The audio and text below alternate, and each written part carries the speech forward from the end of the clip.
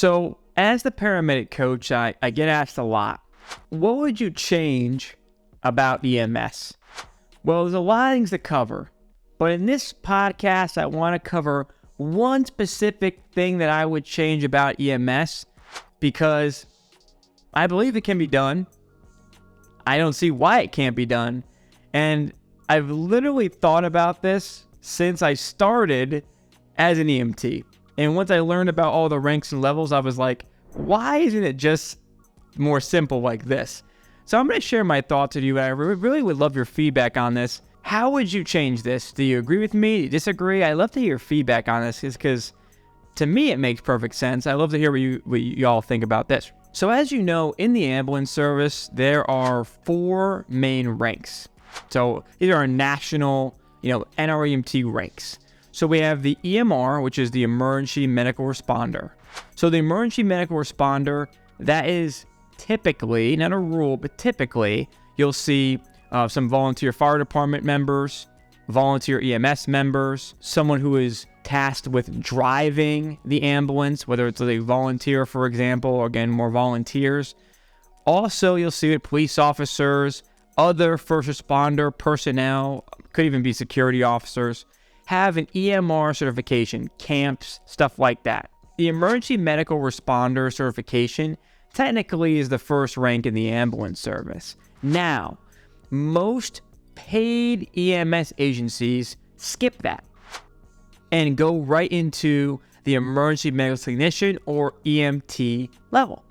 This EMT level is what we call basic life support. This covers all of your CPR, AED, gets into basic airway and ventilation. Obviously, this covers the full gamut of BLS, which, airway, respiration, ventilation, physiology, cardiology, and resus. You have a small but variety of medications that you can use, of course, at the BLS level. Stuff like oxygen, activated charcoal, aspirin, albuterol in some areas, CPAP, for example. So a lot of oxygen airway devices, for example, that you'll use. Splinting, that's even EMR as well. To get to the point, this is the first level in the ambulance service, is EMT, right? In the paid service. And then it could be the actually senior person at a volunteer ambulance. Let's say it's an EMR or an EMT, for example, right? And some volunteers may not have EMRs at all, and it might just be EMT, but that depends on where you are. Just giving you an idea. Then we have the advanced EMT and the paramedic level. So the advanced EMT and paramedic level are advanced level providers. The way I like to think about it is basically besides hitting somebody with an EpiPen, which is, EMT level, of course, if anything that kind of breaks the skin, anything that's more invasive, that's advanced EMT or paramedic. Paramedic being, the master, for example, of, EMS, cardiology, and pharmacology, where the advanced EMT gets a bunch of cool skills and a few more medication and learns a little bit more about the body and EMS. Kind of like a quarter or half of paramedic school is kind of like advanced EMT, or more cardiology and pharmacology is obviously the full paramedic level and a few more skills as well, too. So that's the gamut of EMS. My thinking has always been this. Why not just make the advanced EMT level the first level, and then make paramedic school. That was always my thinking, right? If you're going to have an EMT course and it's going to be, let's say, 3 months long, why couldn't we just make it 6 months long, right? And just call it EMT, but then make it the skill set of the advanced EMT. And what this would do in a lot of rural areas or in areas that are underserved, you would have a higher level of care without having the need for so many paramedics. For example, the advanced EMT level can start an IV, can do IO access. In most areas, I'm assuming, there's obviously always exceptions, but in most areas, advanced EMT can walk up, do an IV, give you dextrose, give you glucagon, wake you up out of, hypoglycemia. We don't need a medic for that. The advanced EMT can do it. You know what I'm saying with this? So you have a higher level of care that can do more things, has more skills, has more knowledge in areas where the paramedic may be limited. That was always my thinking. And then when people start off at EMS, they're starting off at a higher level of training. Maybe the paramedic level training gets a boost, for example, and starts to learn more of the critical care stuff. So the whole profession, basically, my idea was to give the whole profession a boost. So, for example, what you might learn at like a flight paramedic or critical care level, make that the paramedic level. And then, what you learn at advanced EMT, just make that the EMT level. And just have 2 simple levels. 1, 2.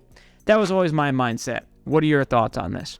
One of the questions I get often as the paramedic coach, do I have to write papers? Do I have to, do math? Do I have to take math classes? What do I have to take to get into EMT school or get into paramedic school, right? My thought is we have a shortage of EMTs and paramedics in America right now. So why are we making the barrier so high in some areas to get into paramedic school? Why not try to invite more people in? What I mean by that is, for example, I have heard, and I don't know if it's true in every area, it might not be true in every area, but what does random math placements, what does random math classes that have nothing to do with the job of an EMT or a paramedic, you have to get at this certain level of math, this certain level of English to enter this course? I have never in my life believed in any of that.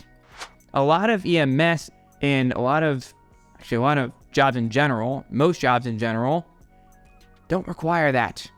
If we know how to read and write and do very, very, very simple medical math, which you're going to learn in class anyway, it's based on formulas, why are we forcing people to take random math and English classes in order to, now you can get into paramedic school. Now you can get into this program. It's something that I disagree with because I feel that people get scared by that.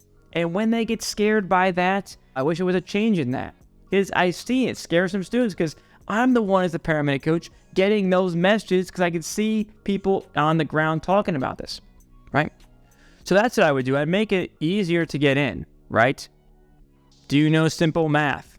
Which everyone knows. If you have a high school diploma, you know enough math and have enough English to enter a program. That should be it. Enter it, right? The other thing that I personally disagree with is the idea of the way that we rank up in EMS is by getting a college degree. I don't believe in that.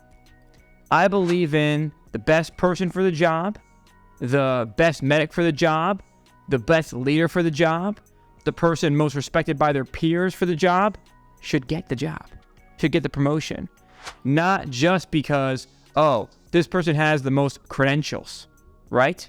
I just don't agree with that. I don't agree with that idea of credentialism of, if you want to be, a ranking officer at this place, you got to get your bachelor's or master's. When the majority of that content in that bachelor's or master's has nothing to do at all with what you're going to be doing inside of EMS. Now, I guarantee you, some of you listening to this disagree with me. I guarantee that you do. Some of you may agree and go, oh no, he's speaking the truth, he's speaking the gospel here. Let me know what you think. I would love to hear the feedback on this. What do you think? Am I right? Am I wrong? But hearing, as the paramedic coach, getting messages from people that are working and students, this is kind of the consensus that I've gotten. Now, a lot of you asked in the comments about how to prepare for school, how to get through school, and how to pass NREMT. The first link in the description is a study tool that I give to all my students to accomplish all of that. It's called the Video Vault. Inside the Video Vault is over 480 videos of content, audio files, worksheets, practice quizzes, our community group. What I do in the Video Vault is take all the concepts you need to know to pass school at NREMT, and I break them down simply for you So that way you just follow along with the videos, you follow the study plan, and you pass. I give my students lifetime access in the first link in the description, and I'll see you on the inside.